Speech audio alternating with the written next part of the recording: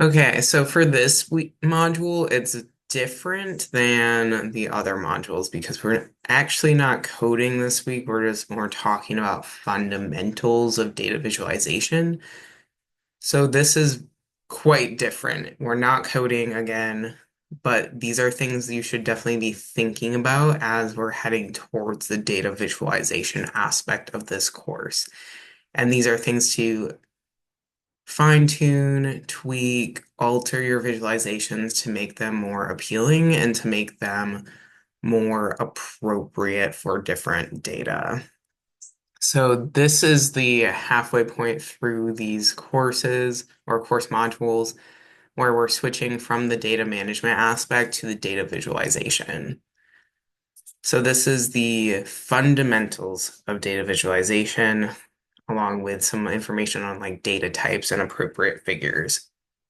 So as you begin to think about what visualizations would be most appropriate for your data, I want you to keep in mind what story you are trying to tell with your data, because that story should be coming very clear in a visualization. And essentially, you can tell hundreds of different stories with your data, but when you're writing a manuscript, you really want to be compelling one story and not a bunch of different ones. So decide on your story, and from there, decide on what visualizations make the most sense to tell that story. And keep in mind your audience. If you're writing a manuscript, that audience are scientific readers. If you're making something for a report to managers, your audience is less ivory tower, more manager focus, and more of that, like, how does this impact us? And if you're talking to general audiences and the public, scientific figures are generally not helpful. Make something that's visually appealing and that's going to get the data across really easily.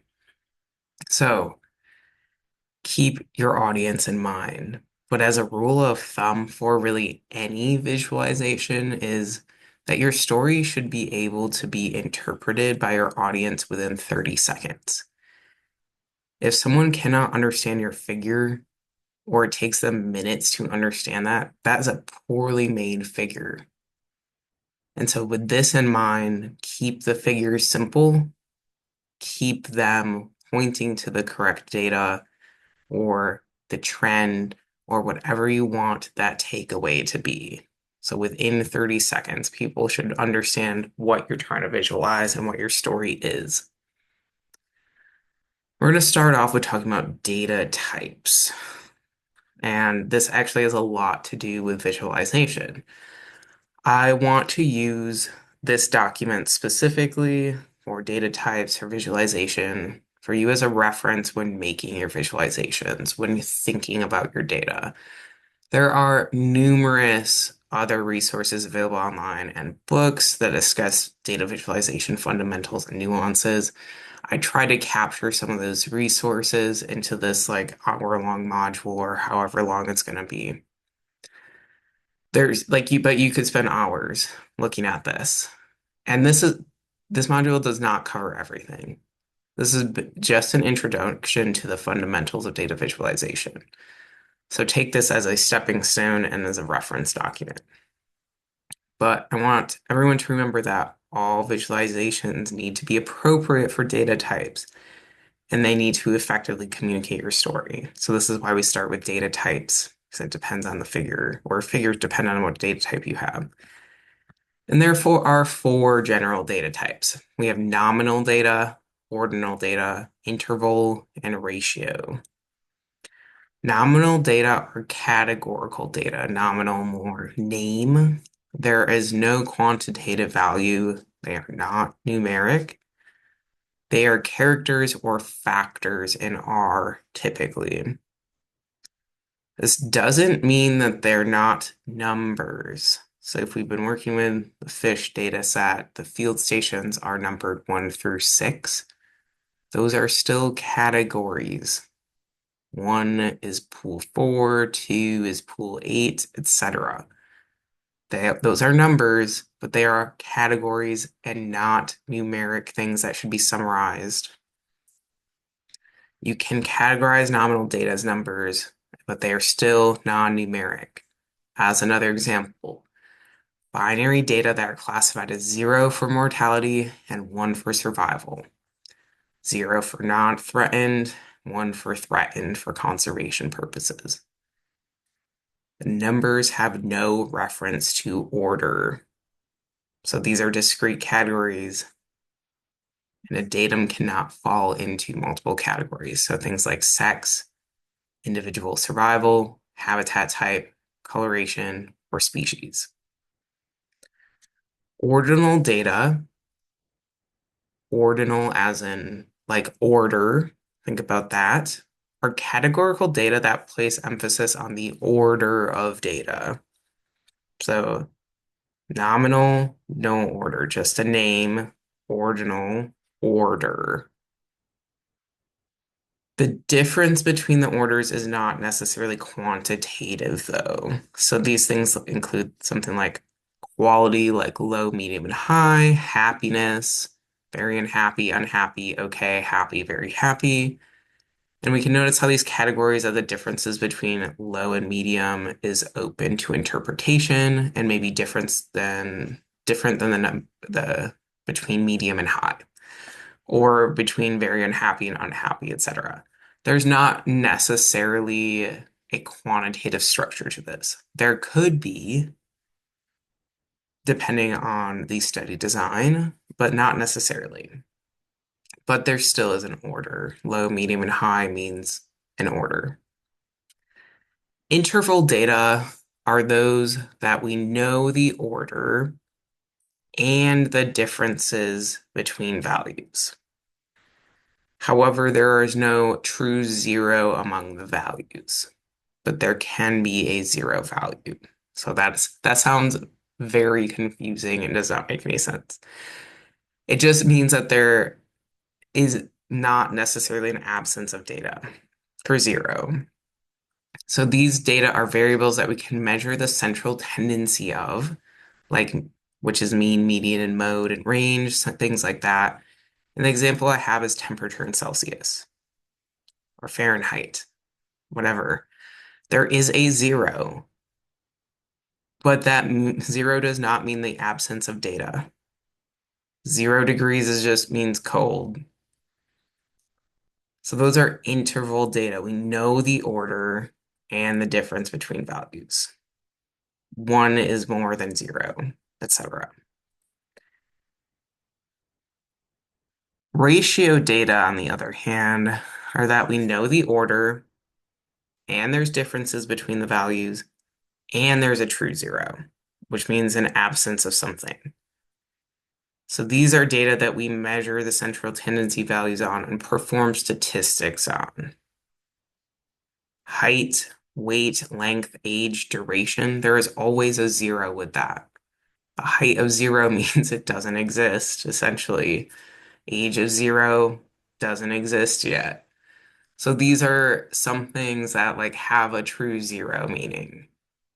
Whereas interval can be negative, positive, with a zero, that's more of just like for temperature just means cold or whatever. So those are our four data types. Our four variables fall similarly in line with those data types. We have continuous data, or continuous variables, discrete or count variables, categorical variables, percent or proportion variables. So continuous variables are numeric ones, and they typically have no beginning and no end per se. So these are variables that you cannot count because they are always changing. They are measured, and continuous variables can also be fractional. So like time is always moving. Age, always changing. Length and height, always changing as well, pretty much. They're something that you are measuring and that can change whenever. Discrete, count, or integer data are numeric and they are finite. So these variables are counted. Discrete variables are whole numbers only. So that's where the integer really comes in, is that's a whole number. And they can be used to calculate frequency, percent, proportion, etc. So this is like your sample size, number of observations, counts of trees in a plot, number of people in a room, something that you are counting, not necessarily measuring like height, length, weight. Categorical data are limited to a few number of possible values that are groups of those variables, categories, characters, or factors in R. So survival as live dead, species, movies, country, something that's a category, not measured.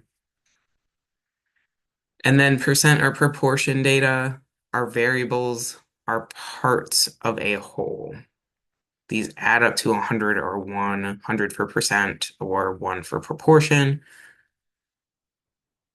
Like the number of deer in each habitat type divided by the total number of deer is going to give you a proportion of deer in each habitat type, fractions, percent of a population and age categories, etc.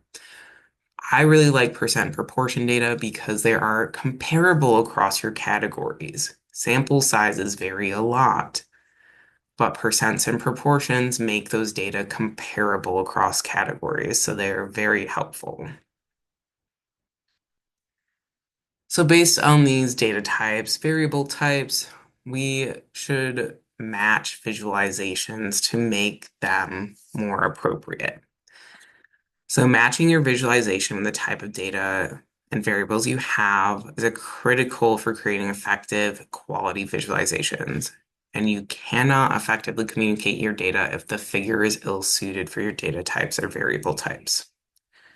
So these are some of the more common visualizations and the data types they pair well with.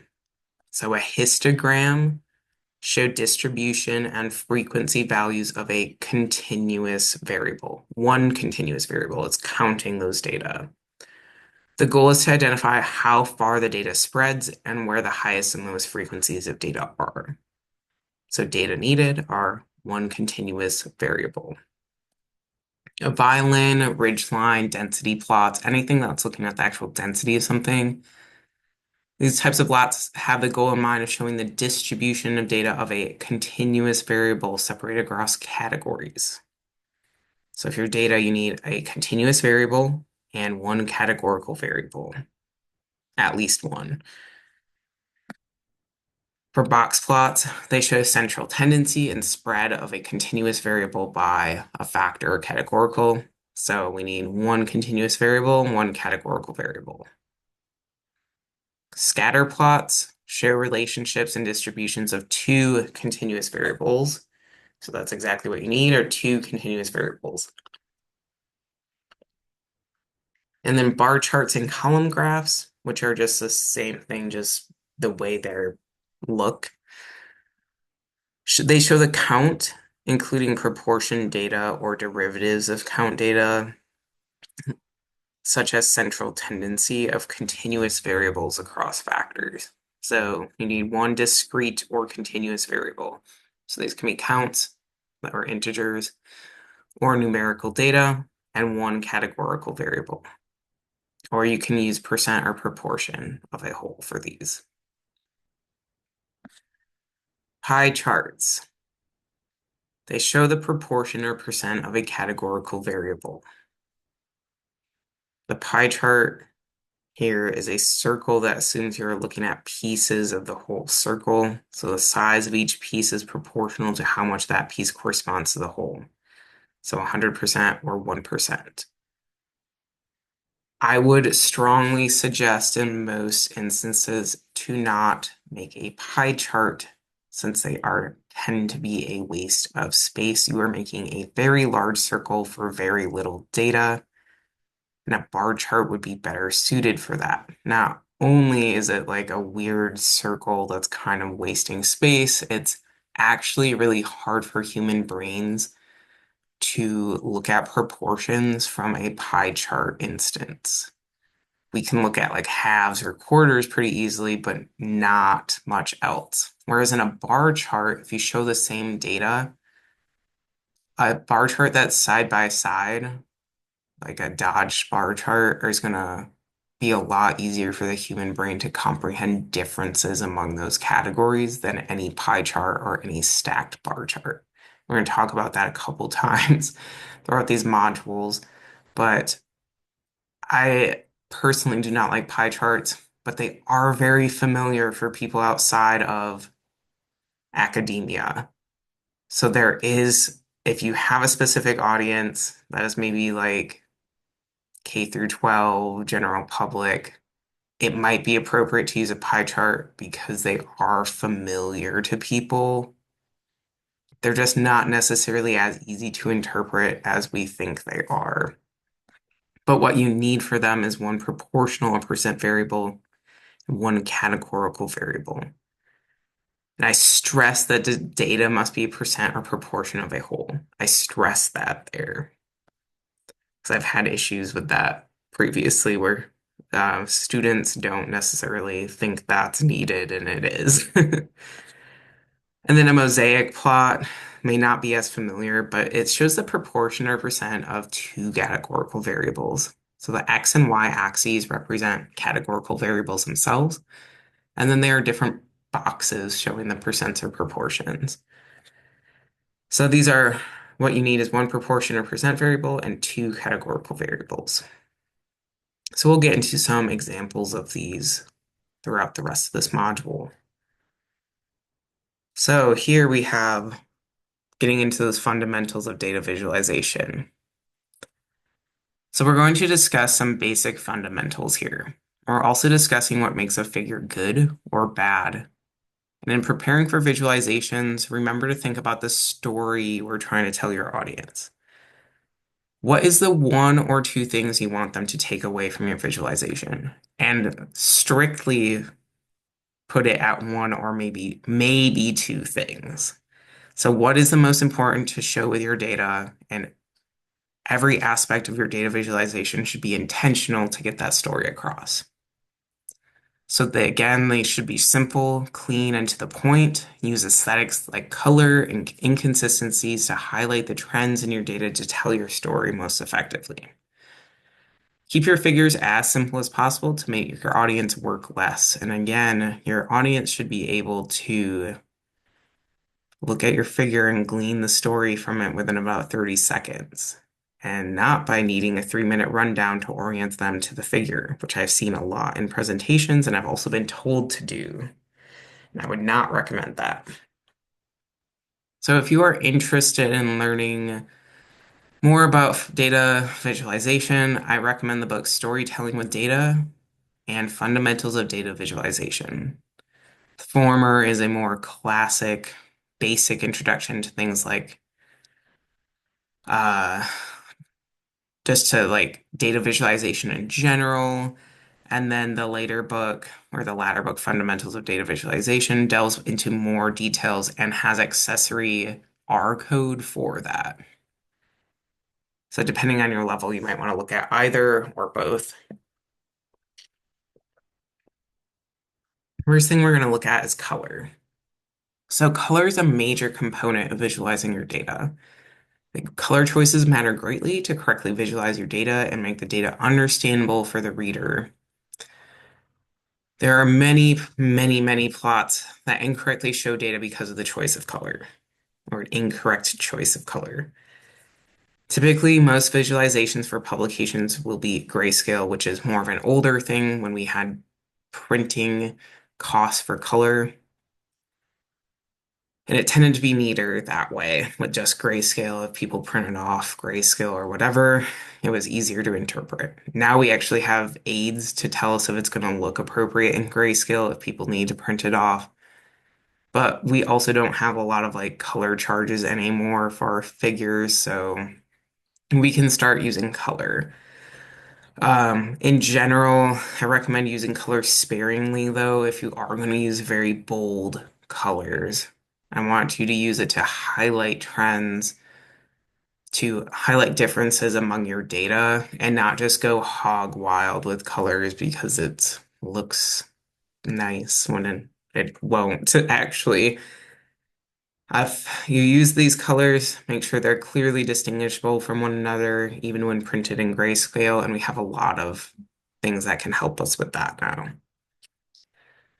So if you separate categories based on color, it may be a good idea to change the shape, pattern, or transparency of each category as well, which can help aid in grayscale or for visually impaired folks. So, as an example, when applying the lengths and weights of multiple fish species in a scatter plot, consider making each species point vary in shape and color. And that's going to help it pop out a lot better than just one factor is changing. And then as with color, ensure things like shapes, line type, etc., are distinguishable from one another as well. So here are some fundamentals of color choices just for reference. Refer back to it, think about it. First, think about these color families. Color families include the same color but different hues, along with complementary colors like purple and yellow and whatnot. So this blog has some information in it that you can look at further if you are interested. And that's where this comes from, is these are some of the color families or palettes that are in R. So you have red luminous from dark red to light red. Fire brick to gold is a color family of like reds and yellows. Viridis is complementary colors from purple to yellow. Cividus, blue to yellow. Sunflower plum, yellow, purple, etc. And they have 11 different colors in them. So these can be really helpful when you have related data or bidirectional data, which we'll get into here. So for color families, if you have continuous scales of data where the data is unidirectional, think of things like precipitation from 0 to 100. You likely want to show the data as one color family and one hue on a figure, hue with different intensities and whatnot. So here, the values of the data closest to 0 should be, they should be lighter. I guess you can make them darker if you wanted, more intuitive to be light. And the values on the data closest to 100 should be darker, the shade of color. So here we might do red for that. The red luminance is dark to light. That would be an appropriate one for something. Usually for precipitation, you use blue, or that's the standard because we think water blue, at least in Western culture. So 0 would be a light blue and 100 would be a dark blue, for example.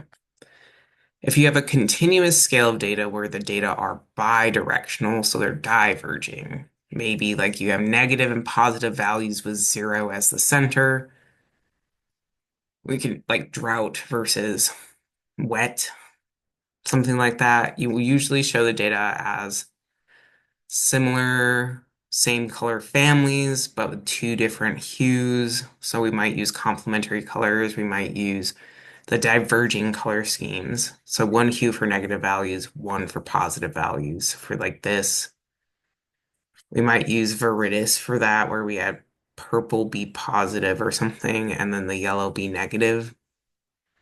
Sunflower plum, similar thing, like negative with the yellows and positive with the purples. Or something like a color scheme of red to blue. Do not use red and green together because that's a very common color blindness. If you have related factor data, maybe things like low, medium, and high values, so our ordinal data, you want to show the data as one color family because those data are related to one another. So choose something like a lighter shade for low, a medium shade for medium, and a darker shade for high. The same color family, so like light green, medium green, and dark green, are going to enhance the idea of relatedness among your data. And if you have unrelated factor data, maybe like different habitats wildlife are located in, you want to show the data as multiple color families. So one note here is, however, these colors should not clash to create a very ugly figure. So if we have different things like species, habitats that aren't related to one another, choose wildly different colors, like red, purple, yellow, blue, gray, black, things that are less related to one another than if you chose just shades of blue. That indicates to our brains that somehow those things are related to one another. And if they're not, that's confusing for our brains to comprehend. So these are examples of these types of color schemes. So we might have the sequential, which are the continuous scale and unidirectional. So we've got a light blue to a dark blue here.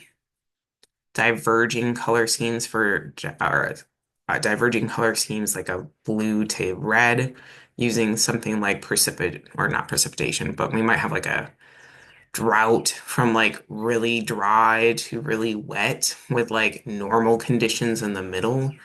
So we can have one of them like blue be the really wet and red be the drought or dry. And then we have categorical data that are not related, and we have very different colors here, blue, green, and yellow. So they're not like shades of blue, they're not just shades of green. They are not related to one another. And the examples are from Lisa Charlotte Muth's visualization blog for good examples of appropriate times to use color, where these things come from. All right, we're going to get into some ideas of appropriate examples of color use. One thing I would say, and what I mentioned already, is keep in mind color blindness when selecting colors. Never put red and green on the same figure if you can help it, because those are not colorblind friendly right off the bat.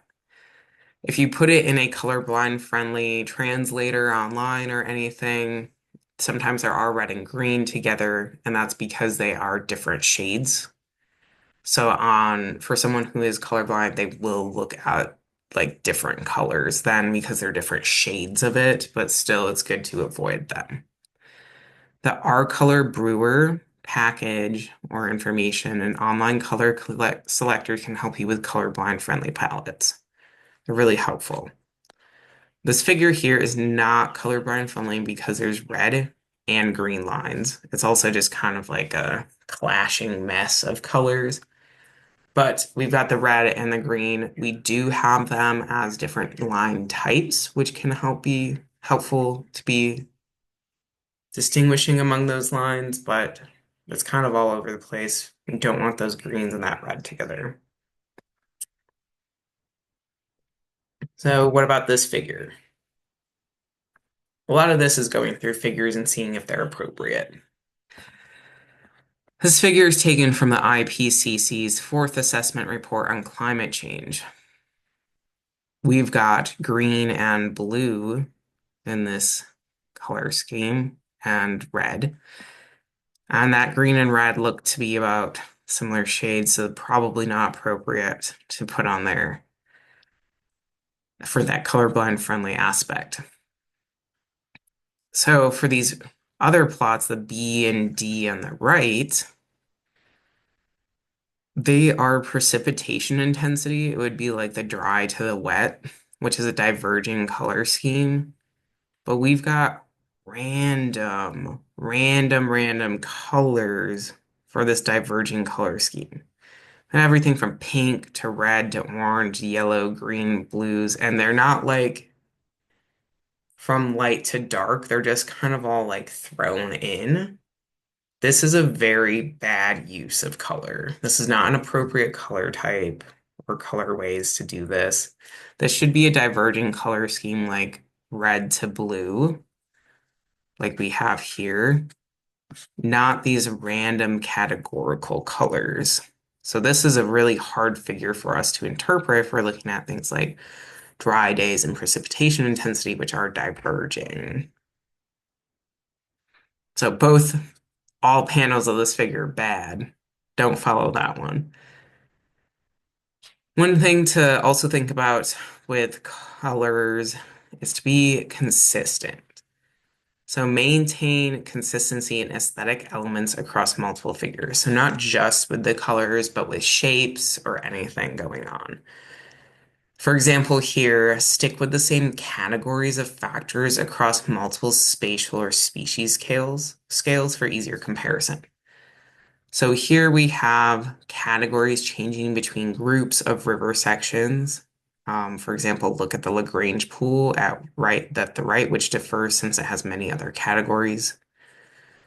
These other river sections all have the gray, blue, and purple.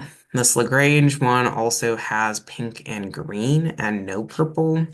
We have different categories, so it's like looking at this and being like, what did those categories mean when they're not in the other groups? So these aren't comparable across all elements of this figure. So keep that in mind that you want your data to be comparable across all these elements. There's also a lot going on in this figure, especially in the background and their pie charts. Um, so there's a lot to unpack in this figure that can be improved on.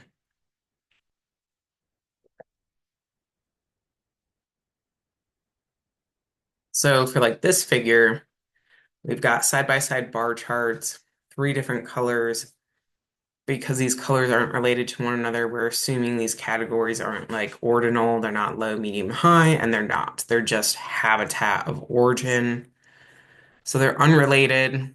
Good. We've got purple, orange, and green. Probably good color scheme, at least. These are consistent across the categories of these river reaches here.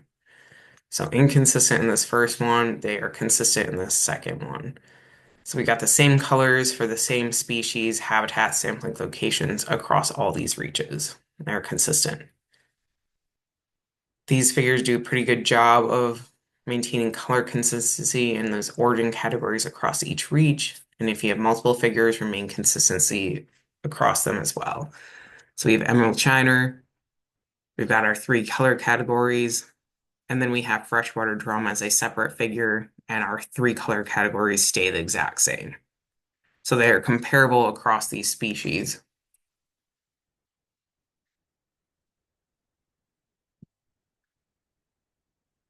This third point is to stick with the same y-axis and x-axis limits for all your figures that show the same type of data. So they are comparable across those figures. So for example, these two figures we're going to show have different x and y axes, even though the axes ranges are similar. So the labels are different, but the ranges are similar. And they need to be changed to have consistent axes, or they should be changed to make it easier for the reader. So this first one, we've got 10 to 18 on the y-axis, -30 and -25 here in the x-axis. The second one, they're not consistent. We've got -29 to -21, and then we've got 14 to 18.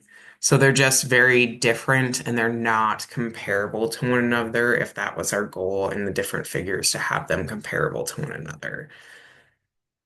So for these, depends on what you want, but maintaining axis ranges to be the same are going to make our data more comparable. Also notice how these two figures, how the colors are the same in order in the legend, but the factors they visualize are different. So for this first one, we have community 1, 2, 3, 4, 5. The second one, we have group of different species, but those colors and those shapes are the same in those axes, but they mean completely different things. They mean either community or species, which are not related to one another. So if you have both of these figures in the same manuscript or report, it's probably going to confuse the reader that you're like, okay, I thought these colors meant one thing, now here they mean something completely different. So use a different color scheme if you're meaning species versus community or something. So stick with the same graph layout across all your figures. Uniformity is key for the ease of visualization. Uniformity in color, uniformity in shapes, line types. And then plus you can copy and paste the R code, which will make it easier for you as the creator when you're doing these analyses and visualizations. Order here. Order for categorical data, the order you present your data matters. And you want to visualize your data or categories in a logical order. Examples like your ranked categorical data, order from smallest to largest or largest to smallest, like length bins, age classes. For bar charts, order the bars largest to smallest or smallest to largest if you have unranked categorical data. And we'll see what these things mean, like sample size rank smallest to largest or something, or based on some sort of other factor. If your bars vary in size across your figure, your audience will have a hard time discerning your data trends. If you have a logical order for your plots based on like river, species groups, or similar something, please order them as so. So when coding in R, you most likely will need to manually rank your factor or categorical data based on logic, as R defaults to plotting in alphabetical or alphanumeric order. Because this alphanumeric order is likely not logical for our data, we're going to see what these things look like and how to potentially reorder them in the later modules, but this is just the fundamentals of it. So a lot of this doesn't make sense without specific examples here. So for example, in this figure, the pools of this river are all over the place since they are plotted alphabetically when they should be more plotted logically, like from north to south. So if something like that matters, like this is from my research where the reach matters, and I'm talking about longitudinal trends from upstream to downstream. So if I'm talking about longitudinal trends in my story, those plots or figures should highlight those longitudinal trends. But if we go with the default of R with ggplot is to plot alphanumerically, that's not upstream to downstream for my reaches. Upstream is pool 4, then pool 8, then pool 13, then pool 26, then the Middle Mississippi River MMR, which is all over the place here. So this is not logical. We would not want that in a publication. Instead, we want them ordered from upstream on the left to downstream on the right. That is a logical order and follows the story I'm trying to talk about. As another example in this figure, the rivers here have been ordered from major river then to north-south tributaries of the major river. So here we've got, zoom out on this. Now we can see it a little bit better, Mississippi River and its tributaries. Based on defaults, this would be alphanumeric order. But what I wanted to say was, okay, we're looking at the major rivers and then their tributaries for their water chemistry. So the leftmost are the major rivers, Upper Mississippi, Middle Mississippi River, and then their tributaries. And then we've got the Illinois River over here, and then its tributaries. And we could look at this further with altering color to be like, these are the tributaries that belong to these major rivers, etc. But we have it ordered. And we also have it ordered in tributaries from north, the Minnesota River, the third one, to south, which is the Des Moines River, for the upper Mississippi River there. So this is something that's logical for the story I was trying to tell in my paper. When we look at visualization, we want to use an effective use of space and balance. So you want to maximize your use of space without making the visualization overly cluttered. Thus, some white space is good, but your data should also be the main aspect of your visualization.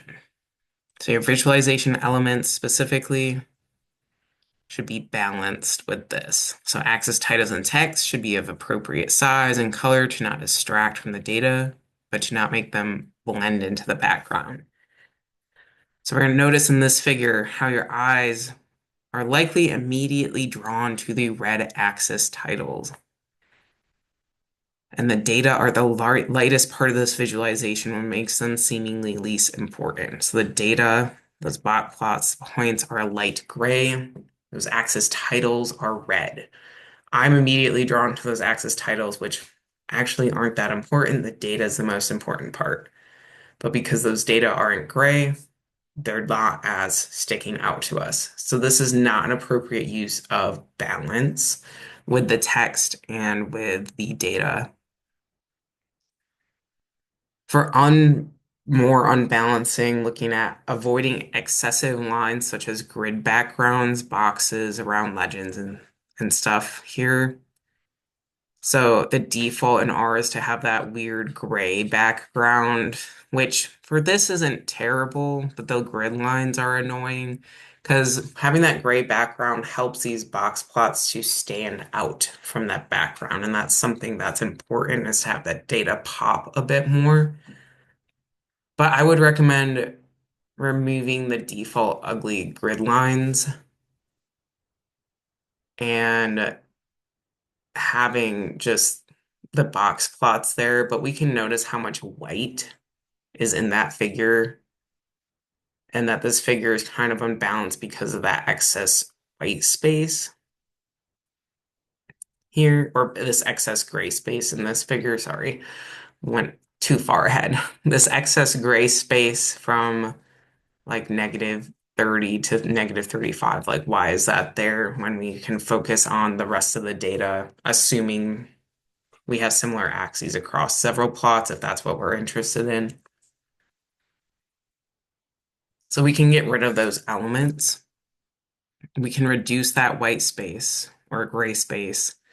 So it's no longer going from like negative 30, negative 35. And we have that weird gray gridded background gone. Our data are much more prominent. One thing also here is that these pools are out of order from the story of upstream to downstream. So we can also factor those, pool 4, 8, and 13 here, upstream to downstream.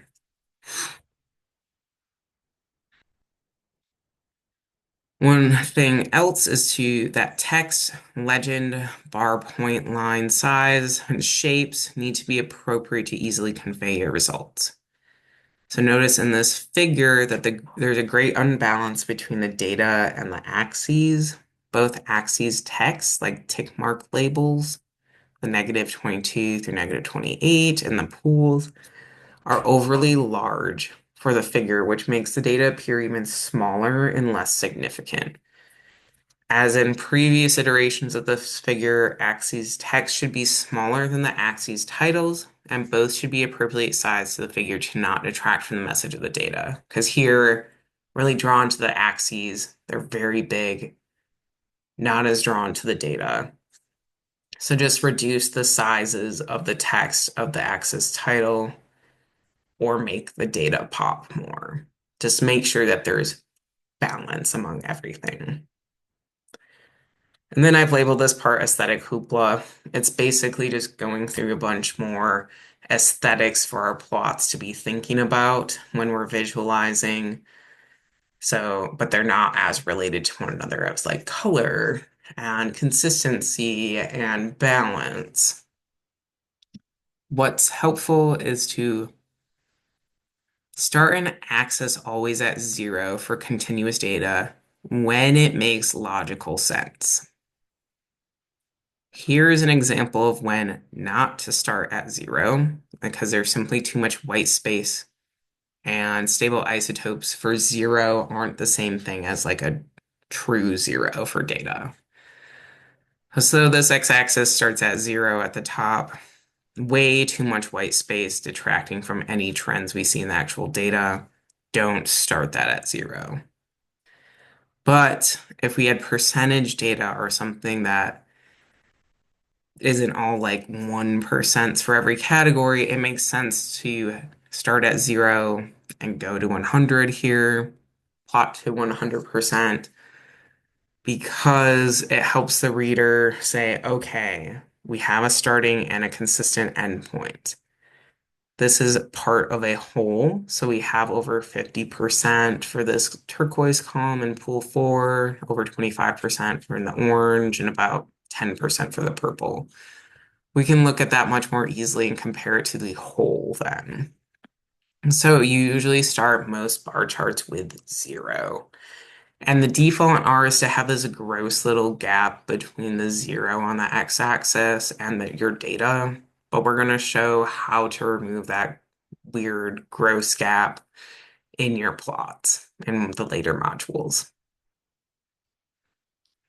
Two, avoid overlapping data. Whether these data are points, lines, bars, etc., please make sure you can view all your data for an easy interpretation. So do not overlap bars, ridge plots, points, lines, etc., as you cannot interpret all data in this type of figure. For example, we can't even see some of the bars in this figure. These are overlapping bars. They are not stacked bar charts. They're just overlapping, which is why you cannot see most of the orange in any of these.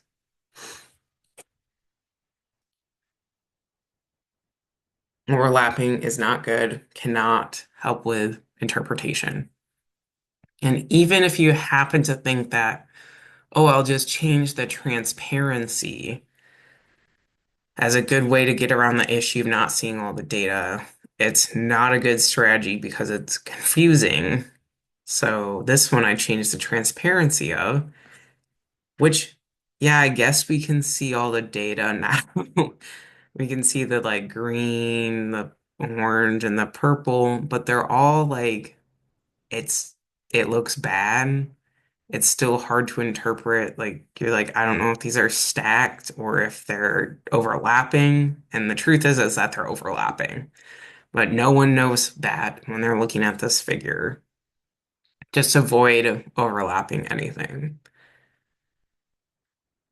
All right, think about your bin widths if you're using things like histograms or length bins, or any other type of frequency visualization. You want to see your data trends easily. They're telling the story of your data that you want. So what kind of resolution in your data do you want to depict for your story? And I don't recommend really large or very small length bins or anything like that, as it's difficult to depict your trends. So I'd pick one that's more in the middle. So which is the most appropriate? This is a length bin of 10 millimeter size class for fish. So we've got little tiny bars throughout. This is a 25 millimeter size class bin, and this one's a 100 millimeter size class. So you can see those columns, those bins are changing for that histogram. So we see very different trends in these data. It depends on what story you're telling, but this has a lot of details for these 10 millimeter size classes, which are probably not necessarily important for our story. This 100 millimeter size class, you really can't see much except that like small fish, there's a lot of them. Like not the smallest fish though. 25 millimeter size class, I would go with this one out of these three because it still shows the trend of a lot of small fish and then it dwindles off, but you have less details that aren't as necessary in this 10 millimeter one, and you have way more details than this 100 millimeter one. So it depends on your story, but go with something that shows the trend but doesn't get too bogged down and doesn't not show the trend. So, most of all, what is your intention behind your visualization? What are you trying to show with that story? Number four here, think about the smoothness of your data. Is it important to show the overall trend in your data, or do you want to highlight the high variability as a question? So this first figure shows raw data counts of the ratio of strontium to calcium in an otolith of a fish, which has naturally high variability from machine error, unevenness of an otolith, whatever. Very high variability. If that was the goal to just be like, yeah, these data are variable, cool, this figure shows that. But likely we want to look at how that otolith relationship changes across time, and that's what I want to do for these figures. So calculating something like a moving average and plotting that moving average to look at the trend across time. Rather than all that variability, that trend gets lost because you're looking at just like the random variability everywhere. Whereas this trend really highlights it, that it decreases and then decreases again. So that smooth data can really show the trend.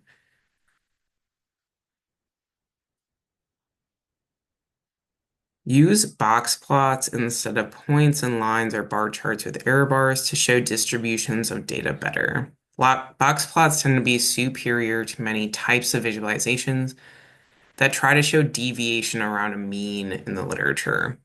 So box plots with error bars are effective in some or sorry, bar charts with error bars are effective in some instances, but not in others. So really think about these other aesthetic elements before you do this. Here's an example of this visualization tries to capture the variation in water chemistry among water bodies.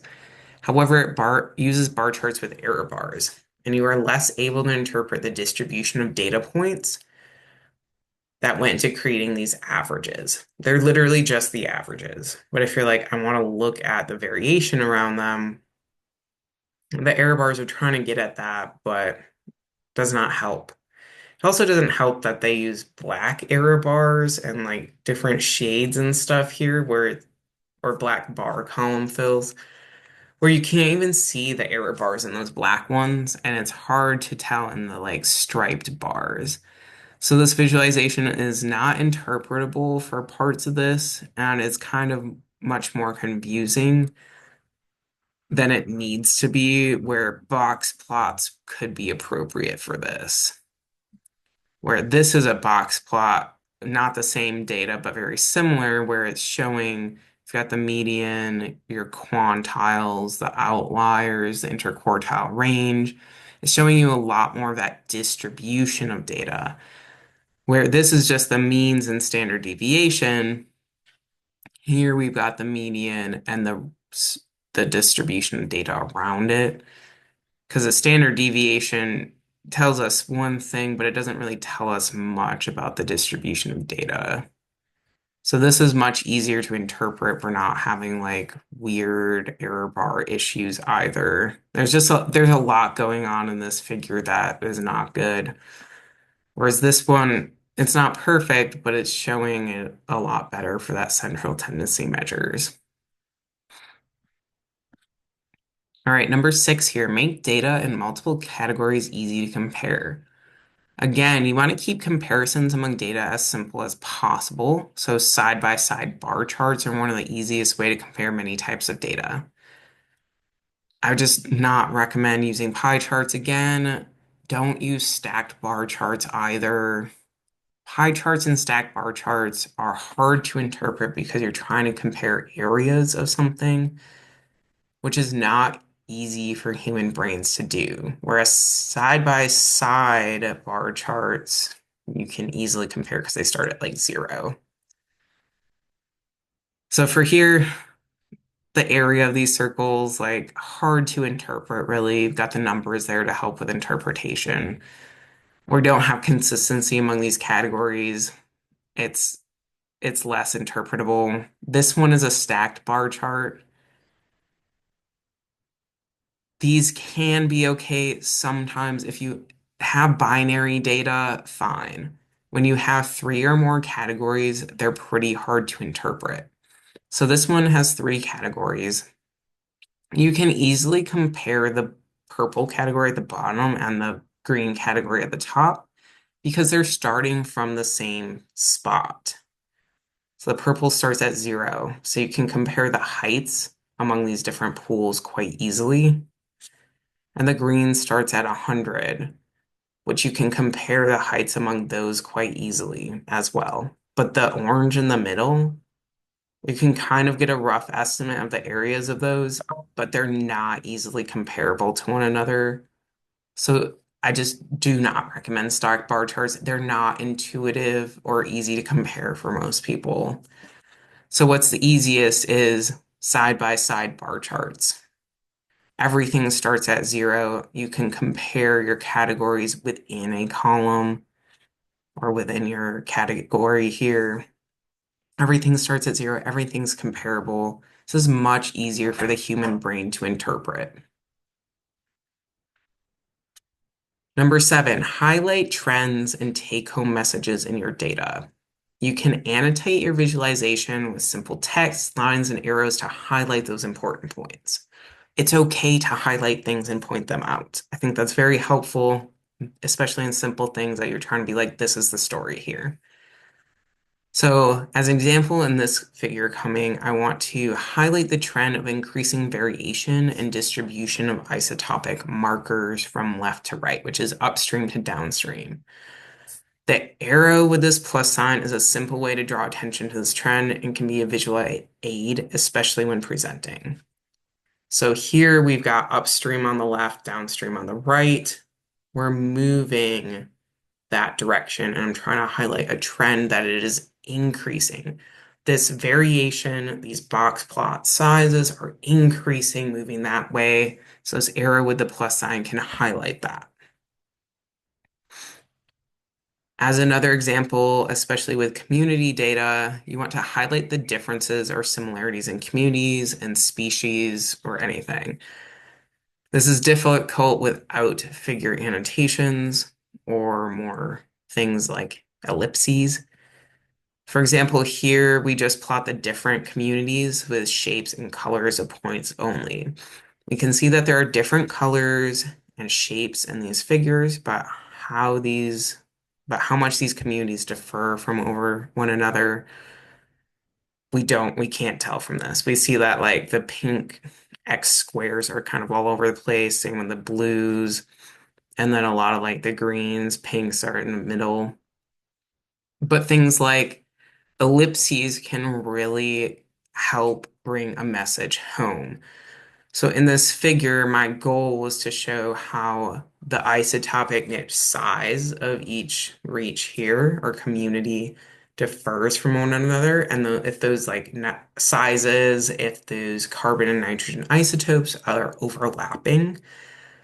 So the ellipses here really draw attention to that overlap, draw attention to the sizes of those isotopic niches. This is exactly the annotations or additional information that was needed for these figures. Not just a bunch of points, but these ellipses really help. All right, number 8 here. Line chart legends, or any legends actually, should match line order, categorical order, whatever. If the lines, for example, this is a line chart specifically, if the lines are legend order are inconsistent, your reader will have a difficult time discerning patterns in your data or your main take-home message. It also may just be read better to directly label the lines so there is not confusion. Although if you label lines, make sure they aren't too many lines in their figure you're labeling. So this example here, the lines in the legend are in logical order. So the legend is 2008 through 2013 year classes. That makes sense. They're a logical order. However, the legend labels do not match up with the lines, which makes discerning which line belongs to which year difficult. So what I mean by that is the topmost line here in 2008 should depict logically in our figure should depict the like topmost line in the figure, which is this open square, which is 2013. And this is hard to do sometimes matching these things, but do the best that you can to like match them or just label lines directly would probably be easiest here because now you're playing a guessing game of going back to the legend, then looking at the figure and trying to discern which line type, which X or diamond or whatever is part of that line. So in this figure, the lines are labeled directly, which makes it easiest for the audience to determine the exact interpretation you want. But this line labeling only works if you have a few graph elements, like there's 2 lines here. So if there's too many lines, it's going to be hard to interpret the figure due to clutter. So just keep it simple, but think about what's going to be easiest for an audience to look at. Number 9 here, shading will help data stand out from the background. So transparently filled lines usually just aren't enough to help your data stand out from the background and can make it more difficult to interpret your data. This figure is a normal box plot. The boxes are transparent in their fill, so the data are only highlighted by the lines. This is fine. It's fine to have this. It's just a lot of white in the figure. So in this figure, I shaded the box plots gray, which helps those data stand out a lot more and offsets all that white space. So this might be something to think about is just offsetting some of that white space to make your figure pop a bit more. You can look at the data more easily this way. Same with bar charts. This is a lot more obvious because a lot of times we do see empty box plots. Bar charts, empty fill bar charts. Yeah, that looks bad. I don't, that's so much white space. Like, yeah, I don't know. Only an outline makes the data not stand out from the background. While this bar chart, you fill it in, those data stand out from the background. Filling it in really helps those data pop. A couple final things. Number 10 here, avoid 3D images. You might think they're cool. They're very difficult to interpret. Don't do them. They're also much more difficult to make. It's not worth it though. And then finally, think about resolution. A lot of figures and papers are very poor quality. They don't look good and can sometimes be difficult to discern that information because they're grainy. So I recommend saving visualizations as vectors, like a TIFF format, which means that they aren't constrained by pixels, which is where the graininess stems from. You'll notice in this knitted HTML file that some of the figures might have appeared grainy, and that's because they were saved as a PNG, which uses pixels rather than a TIFF file. TIFF files are a lot more data. They're a lot larger files, but you don't have the grainiest as often. So I'd recommend using the TIFFs over PNGs. So that's the end of this module for today. It was the fundamentals of data visualization. This is a reference for making visualizations and some things to think about when interpreting your story and interpreting how you should be making your visualization specifically. So please refer back to this if you want to know more information on it.